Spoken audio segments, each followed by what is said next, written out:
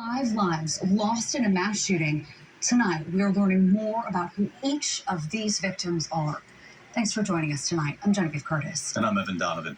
At this hour, there are still so many unanswered questions out of the state capitol. Here is what we know. Police say a 15-year-old gunman shot 7 people, killing 5 of them, including a Raleigh police officer. Right now, officers are executing a search warrant at that teen suspect's home, looking for any clues about a possible motive. Police say the gunman's rampage stretched across 2 miles of what is typically a quiet East Raleigh neighborhood. The violence starting around 5 o'clock last night before the shooter moved onto a nearby greenway. The violence didn't end until hours later when law enforcement cornered him in a barn. And tonight we want to focus on the victims of this tragedy. Our Dave Faraday is live in Raleigh for us tonight. He has been in that neighborhood all day long, speaking with people who knew these victims personally. Dave, what are you hearing from people in this community? Well, Genevieve, a lot of the folks that I spoke with earlier today, very emotional. They talked about the folks who were shot and killed here. If you look behind me, you can see the home that Evan was talking about. This is the home of the teenage suspect. There's some police cruisers out here over the last couple hours. We have seen officers going in and out of that door, carrying out bags of evidence here. We could see the large police presence along Osprey Court Drive and the white car neighbors say Officer Gabriel Torres was in when he was shot and killed as he left for work.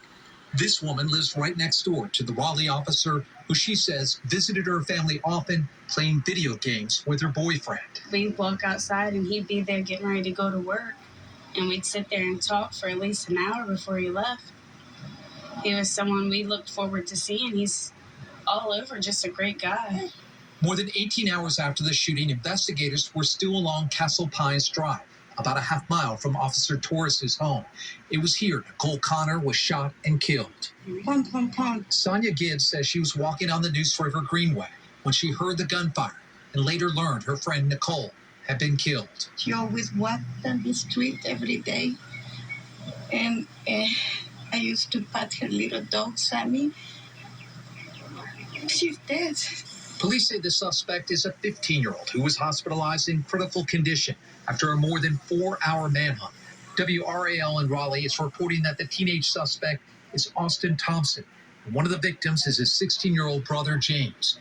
Police say after firing shots in the neighborhood, they believe the teenager ran onto the greenway where more people were shot. I just wanted to start crying. That was his car. That was his car. It was just sad to see on the news. Everything. It was terrible. And the other 2 victims here were 34-year-old Mary Marshall and 49-year-old Susan Carnitz.